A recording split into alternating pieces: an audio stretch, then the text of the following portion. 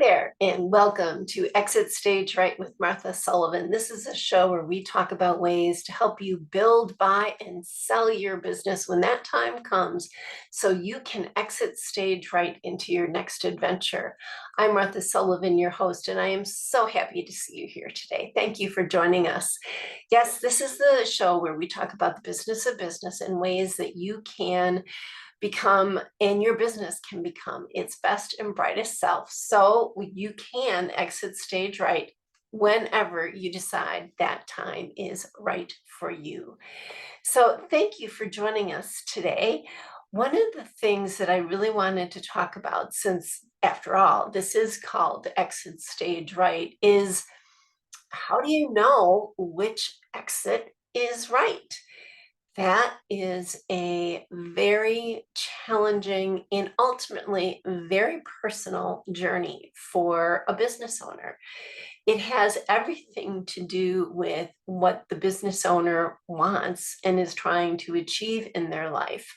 And all exit options are certainly not created the same, even when it feels or may seem on its face that they are very, very similar.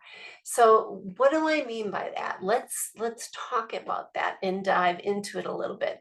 I'm helping a number of different clients go through the exit option review process, trying to figure out what it is that the future holds for them personally, as well as what are the options. Is there an inside track? Is there a management team that could buy the company? Is there a family member or a key manager in your company that would be interested in becoming an owner? Or if there aren't inside options, what about potentially selling it to the employees through an employee stock ownership program or an ESOP, or going to the outside? Is it time to think about a third party sale, selling the company to private equity if your company is a certain size and character? Or a strategic buyer, somebody that might be maybe a customer, maybe a vendor, maybe a competitor, maybe somebody in an adjacent industry. You just don't know, do you? Um, there are a lot of different options out there. And so one of the things that we're doing is we're exploring each of those prospective options and saying, does this fit for me? Does this not fit for me? Do I want to explore this? Do I not want to explore this? And why? And ultimately, we work together to figure out, well, what are the pros and cons at a very high level um, of each of the options, and prioritize which ones we do want to dive deeper into. And we build a process, a controlled process to do that in a way that um, is working at the right pace for the company, working at the right pace for the owners, as well as um, judging how it all fits together in terms of the owner's time frame. Doing this 3-5 years ahead of time is not unreasonable, actually, to start having this conversation, because it helps you mold the direction you may want to go, and at the same time set the stage so you can have as many of those options open to you when ultimately, say in 5 years or 7 years, you do want to exit. So let's fast forward it and talk about some of the hand wringing that goes on when ultimately you are playing let's make a deal, and you have door number one, door number two, and door number three to choose from. How do you sort through all that? It can be downright vexing.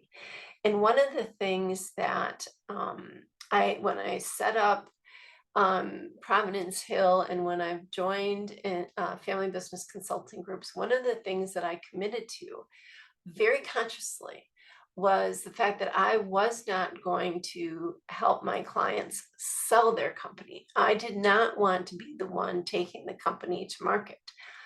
My goal is to help business owners and their families sort through their options. As I like to say, I don't have a dog in this hunt, and I don't want to have a dog in this hunt. There are many other advisors that do. An investment banker clearly has a dog in the hunt. An ESOP advisor clearly has a dog in the hunt. But I like to come to the table without that dog and vet what really makes sense for you, and what you're trying to achieve. And I recently had one of my clients who is in the middle of this just ask me, Martha, what's your gut feel about option A and option B? What's your gut say? And I was, it was one of those moments. It's like, that's not for me to say. There are so many dynamics that are going on with these various options that we're considering. But more importantly, it really comes back to what you as a seller want. And that really got me thinking about how I could um, help this seller figure out her way through this decision-making process. And I've kind of I've developed this worksheet, if you will. And I just want to talk through it because I think it gets through, gets to the kernel of some of the things that you need to think about. And I'll cover it at a high level. And if you want a copy of the worksheet, feel free to send me an email at my Providence Hill email, which would be info@providencehill.com. But anyway, let's dive into, well, how do we do this? The first thing you have to do is get out a blank sheet of paper and just write.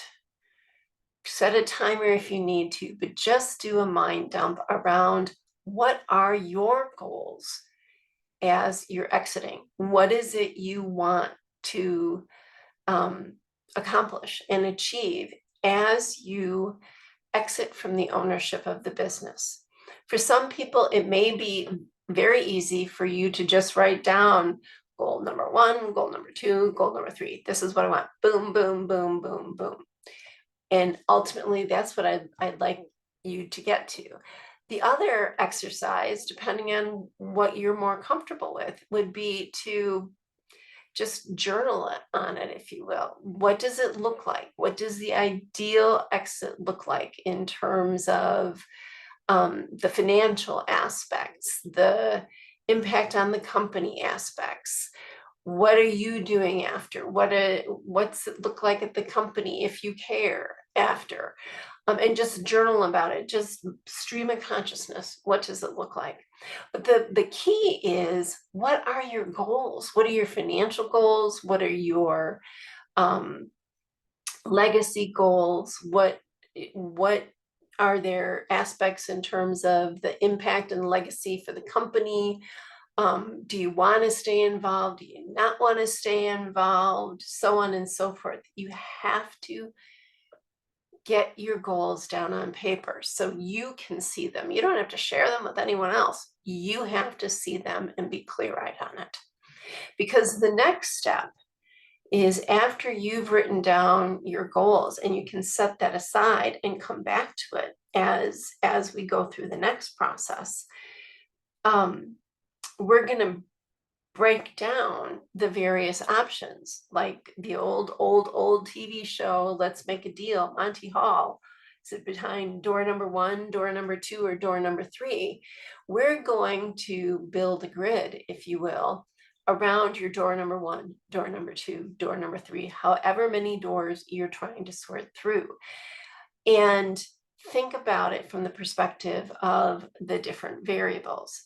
It might be, the variable might be, it might be purchaser A, but maybe you have real estate that you own that's involved in in the business. So it might be option A, buyer with real estate, option A, buyer without real estate. You may have multiple buyers or more.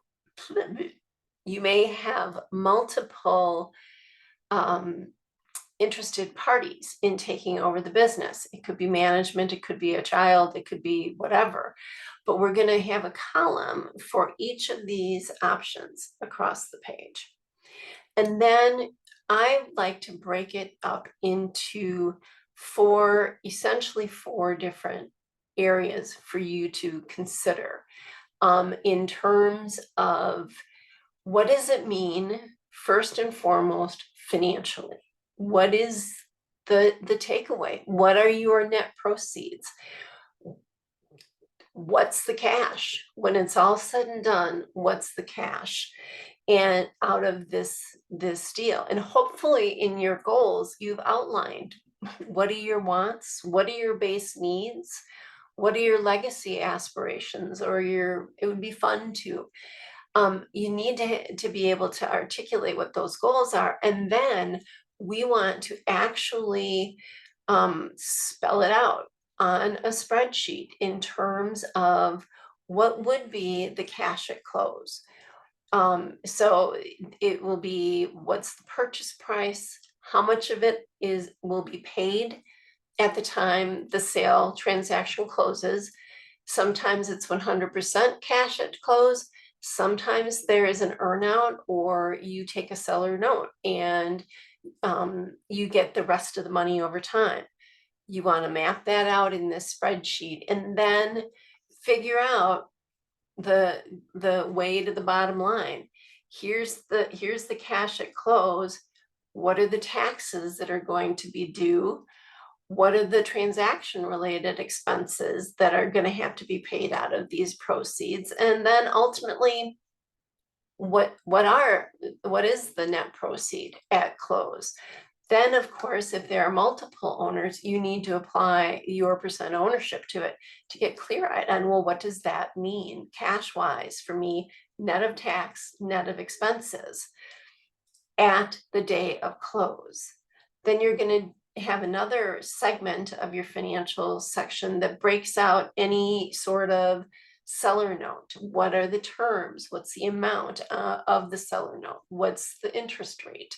What might be the annual interest income from it and the cumulative interest income from it?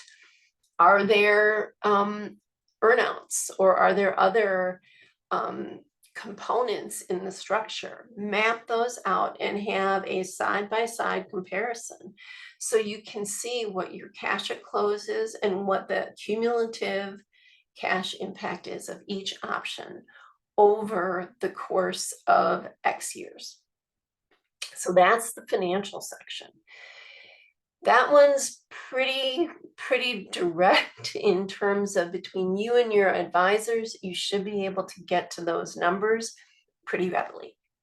The next section is much more qualitative, and it has to do with how involved are you going to be in the business after the transaction closes, after your shares transfer and you are no longer an owner in the business. Are you still involved in the business? Is there a consulting contract? Are you still employed at the business? You may be. Are you on the board? If you're if you go ESOP, you may be on the board, you may not be. What is that level of involvement, continuing involvement that you'll have with the company? And is there a designated time period, for example, a consulting contract, or if it's ongoing employment or things of that nature, that's different. But you want to be able to maybe get a sense of, well, what would be the annual compensation for what period of time? And most importantly, think about, and this is for the control freaks in the room, and I know there's one or two. For those of you that are used to having control over this company, and may wrestle with the fact, especially if there's an earnout or a seller's note, that you won't have any control over it. Make a note in this section as to the degree of influence or control you may have in the future owner's decision making and performance. It can range from a lot of involvement and a lot of influence to zero, but be clear-eyed about it. You might like it, you might not like it, but let's get it down on a piece of paper so you can look at what the pros and cons are of the ongoing involvement. The next section is a risk profile. What is at risk after the close date? So I've mentioned the seller note, I mentioned the earnout. There is also something to talk to your bank about in terms of if you have a personal guarantee on any debt. You may want to make sure that you're dotting that I and crossing that T and understanding whether that personal guarantee goes away or not. This is particularly true in the sale to family members. It usually goes away with sale of third party, but that is definitely a data point you want to know, understand, and address. The seller note is exactly what it sounds like. It is you and the buyer entering into a note payable where they're saying, out of, let's say it's a $5 million deal or a $10 million deal, 20% of that is going to be on a seller's note, meaning we'll pay you 80% to close, but that last 20%, we're going to pay you over 3 years, over 5 years, over some period of time. So you still have money at risk, and you'll have a different level of confidence potentially on whether you think that new buyer is going to be able to service that debt. So for example, if you're selling it to your kids, you may have varying perspectives on whether the company is in good enough shape that they'll be able to generate the performance and the cash flow to pay those notes. Same thing is true with a third party buyer or private equity, but as well as an ESOP. So you want to think about it, in all likelihood, you will see the money, but in certain circumstances, you may have less confidence than others. Understand what that component looks like and map that out. Earnouts are the trickier part, because what an earnout is let's use that 80-20 rule again. Instead of it being with a note, what an earnout is the buyer is telling the seller, we will pay you this last 20% if the company performs as you say it's going to perform. So this is a much higher risk play that you may or may not see this money. This also speaks to that control question up above. Because you want to really carefully define how that formula is going to work in terms of what is the performance hurdle and how are we going to measure it. But understanding the amount, how many years that earnout is paid over, is it 1 year, is it 2 years, is it 5 years, what is that formula, and what again is your confidence rating on something like that. So understanding the risk profile of the deal structure is something you want to be balancing as you're considering your options.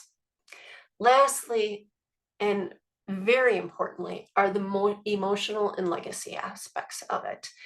Think about what ifs, and maybe this is a little bit of scary monsters, but play scary monsters and think about your goals, think about your journaling that hopefully you did, and kind of use that as a baseline and think about, well, what is the probability that the new owners will maintain the geographic location of the company, keep the management team intact, keep the business model intact, keep all the business divisions or units or lines of business intact. Think about the probability of those things, because those are some very key changes that new owners may make.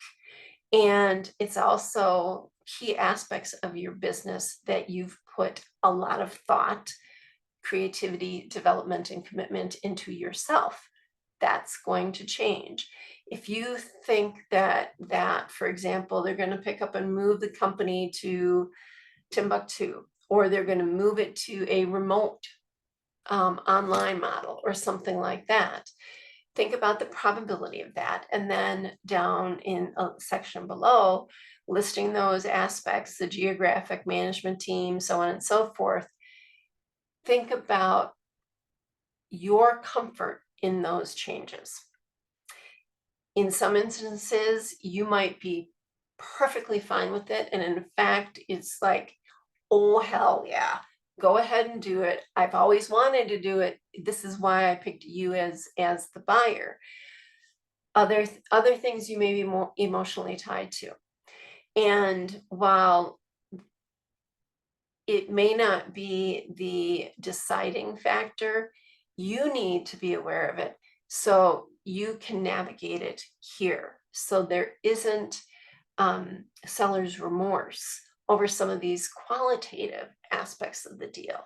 Because let's say all things being equal, door number 1, door number 2, and door number 3 are identical in their financial construct and how much they're going to require you to be involved in the future construct. Maybe everything is all things are equal, except door number 1 is going to move the business across the country.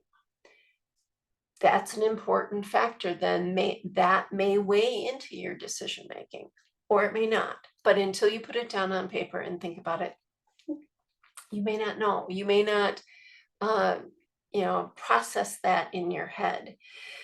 One of my favorite sayings is, it's more than a transaction, it's a transformation. Because when you sell your business, when you exit stage right, you have recognized that it is more than a transaction. It's more than just the money that goes in the bank. It's changing your life, it's changing your family's life, and it's changing the life of other families. So I offer this tool in this conversation today with that in mind, so you can indeed exit stage right. So that's what I wanted to talk about today.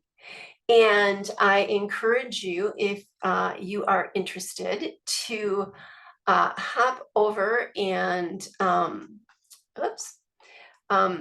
hop on the providencehill.com website and check out some of the resources we have there. Or if you're a family business, I encourage you to visit thefbcg.com, where there is a plethora of resources about succession planning and things to consider in getting a business ready for transition. Even if you're not a family business, go check it out. What do you know? So I'm going to pop up here a QR code for you. If you're interested in joining the Providence Hill newsletter, give that a scan, and we'd love to see you there. But as always, go forth and transform your business. I have a really good feeling about this. Thanks for joining us.